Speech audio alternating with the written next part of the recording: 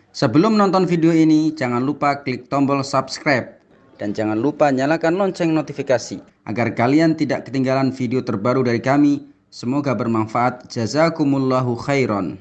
Assalamualaikum warahmatullahi wabarakatuh. Kaum muslimin, para pemirsa Inilah Fikih rahimani wa rahimakumullahu jami'an. Alhamdulillah kita berjumpa kembali ya dalam rubrik fikih ya. Dan insya Allah kita akan membahas tentang riba, ya, pembahasan singkat seputar riba. Kaum muslimin rahimakumullah. Riba ya secara definisi ya, menurut bahasa adalah tambahan. Ya. Riba menurut definisi adalah tambahan. Adapun menurut istilah ya, berarti bertambah atau keterlambatan dalam harta tertentu. Ini definisi secara istilah. Hukum riba tentunya menurut syariat Islam, ijma' kaum muslimin hukumnya haram berdasarkan Al-Quran, berdasarkan hadis Rasulullah SAW, berdasarkan ijma' ya, ijma' kaum muslimin para ulama dari dahulu hingga sekarang. Adapun orang yang terjatuh dalam riba ya dengan syarat tanpa menghalalkannya, ya, ini dihukumi fasik atau dosa ya, dan dosa ini adalah termasuk dosa besar. Oleh karena itu Imam Adz-Dzahabi dalam kitabnya Al-Kabair, dosa-dosa besar memasukkan dosa besar yaitu adalah riba ya. Adapun orang yang melakukan riba dan menghalalkannya dengan meyakini bahwa riba itu halal, tentu akan jatuh ke dalam kekafiran. Karena apa? Karena dia telah menghalalkan apa yang telah diharapkan oleh Allah dan Rasul-Nya ya. Kemudian di antara dalil tentang larangan riba di dalam Islam, yaitu firman Allah Subhanahu wa taala di dalam Quran surat Al-Baqarah ayat 275 ya, yang kutipan ayatnya adalah padahal Allah telah menghalalkan jual beli wa ahallallahul bai'a, dan Allah telah menghalalkan jual beli wa harrama riba, dan mengharamkan riba.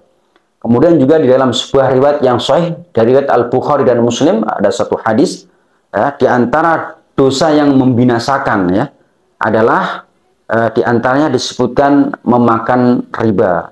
Juga di dalam sebuah riwayat dari sahabat Jabir radhiyallahu anhu, Rasulullah mengutuk ya pemakan riba atau melaknat pemakan riba, pemberi harta riba, yang mencatatnya ya dan saksinya ya, mereka semua hukumnya sama, akan mendapatkan laknat ya dari Rasulullah Shallallahu alaihi wasallam. Kaum muslimin rahimakumullah.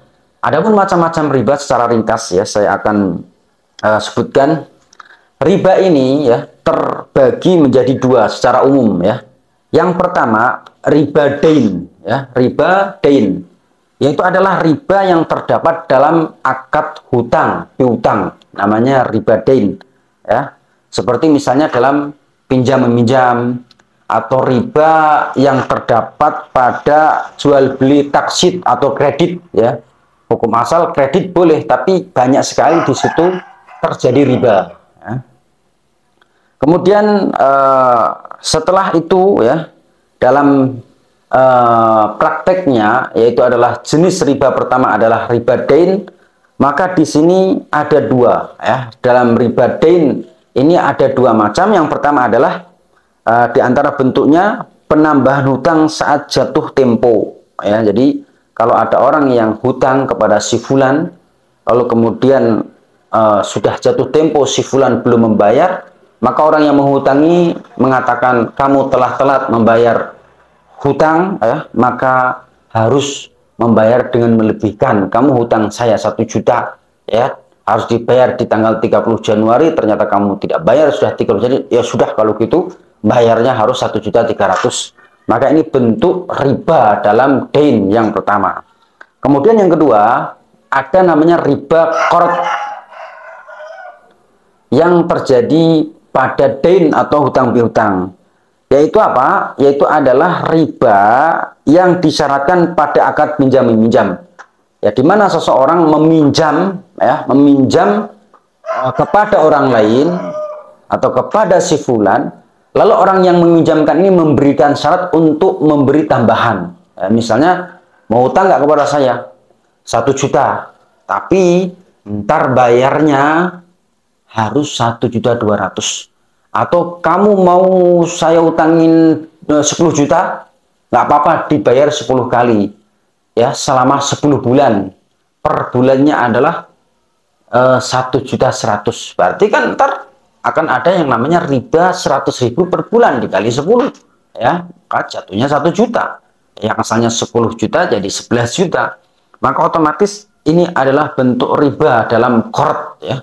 Saya ulang lagi, kalau yang pertama tadi kan dia meminta tambahan karena menghutangi ya kepada seseorang dan orang ini telat ya. Gara-gara telat ini wajib untuk menambah. Kalau yang bentuk kedua riba qard ini tidak ada kaitannya telat atau enggak, tapi dari awal sudah disyaratkan untuk membayar lebih ya, seperti itu.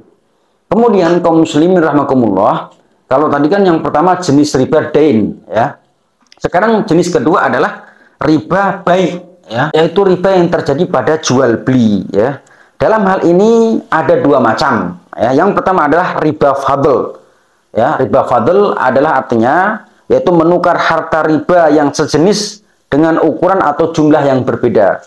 Jadi kalau dalam bahasa bab riba itu ntar ada namanya komoditi atau barang-barang yang berpotensi riba. Kalau di dalam hadis kan ada 6, ya, di antaranya emas, perak, garam, gandum, kurma, ya seperti itu. Itu kalau ditukar kan sama jenis nih, kurma dengan kurma misalnya, atau perak dengan perak. Kalau saat tukar menukarnya itu jumlahnya nggak sama, maka disebut riba fadl. Saya punya kurma nih 1 kilo, ya, ntar 1 tuker deh ke kamu. Jadi 1,5 kilo. Saya punya emas nih 1 gram, ya, 1 tuker ya. Emas saya ini kualitas bagus dari misalnya luar negeri. Nah, ini 1 tuker ya. Milik saya 1 gram. Berarti kamu harus 1 gram 300. Milik saya lebih bagus. Ini namanya riba fadl ya.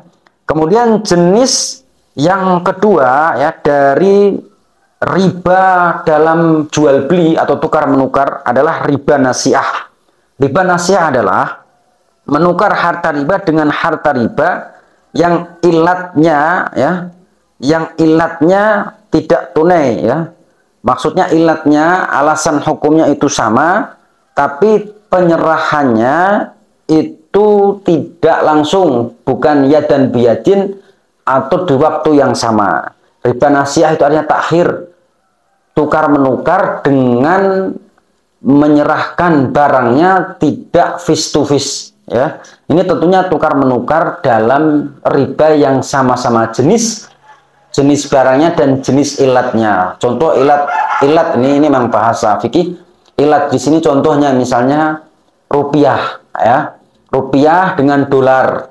Ini kan ilatnya sama, rupiah dan dolar alat tukar menukar, ya. Kemudian juga kurma, ya, kurma dengan gandum misalnya, kurma dengan gandum. Ini kan sama-sama ilatnya sama, ilatnya yaitu adalah bahan makanan pokok. Jadi kalau walaupun jenisnya beda, misalnya rupiah dengan dolar, kemudian gandum dengan kurma, ini kan beda.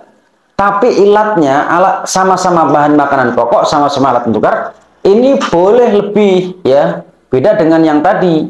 Kalau yang pertama tadi kan riba fadl, kurma dengan kurma, ya, gandum dengan gandum, itu syaratnya nggak boleh lebih, ya, dan penyerahannya juga harus sama tentunya yang pertama. Yang kedua tadi ini beda jenis, tapi ilatnya sama. Misalnya kurma dengan gandum, ini kan beda kurma gandum, tapi alasan atau ilat hukum ini adalah titik temunya sama-sama bahan makanan pokok. Dolar dengan rupiah ini sama-sama alat tukar.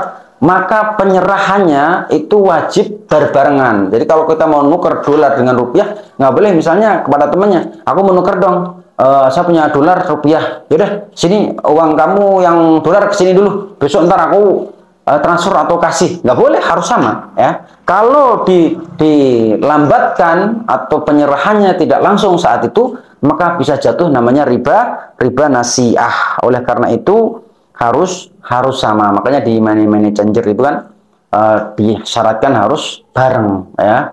Jadi harus bareng, walaupun tentu boleh lebih, karena 1 lembar dolar kalau ditukar ke rupiah 10 ribuan itu lebih banyak kan. Kemudian boleh garam misalnya 5 kilo ditukar dengan kurma 1 kilo misalnya, tapi kan penyerahannya harus sama ya. Jadi harus bareng, maksud sama bukan bukan sama jumlahnya, tapi bareng-bareng sama-sama menerima dan memberi ya. Kemudian terakhir ya, kalau bicara ini kan kadang misalnya membahas tentang jual beli kurma ya, kurma sama apa secara online ya.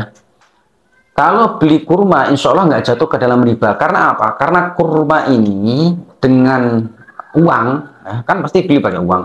Itu kan beda-beda ilat. Kalau kurma kan bahan makanan pokok, dan uang adalah alat tukar menukar. Walaupun sama-sama ini adalah komoditi riba, uang termasuk komoditi riba karena dikiaskan emas dan perak. Kurma juga komoditi riba, tapi kan beda jenis. Ya, ilatnya pun beda. Itu alat tukar, yang satu adalah bahan makanan pokok. Jadi online tidak harus serah terima barang face to face, tidak ada masalah. Berbeda dengan yang namanya emas dan uang. Kalau beli uang ya, beli emas dengan online atau dengan kredit, ini makanya oleh para ulama dilarang. Karena apa? Karena emas dan uang ini sama-sama bertemu pada satu illah ya, yaitu titik temu, sama-sama alat tukar menukar, sehingga tidak boleh online dan tidak boleh kredit. Ini pembahasan tentang riba secara singkat. Semoga bermanfaat dan bisa dipahami, karena kalau kita mau membahas riba secara detail ini tentu membutuhkan waktu yang sangat panjang. Ini amin. Secara umum riba seperti itu, mudah-mudahan bermanfaat. Assalamualaikum warahmatullahi wabarakatuh.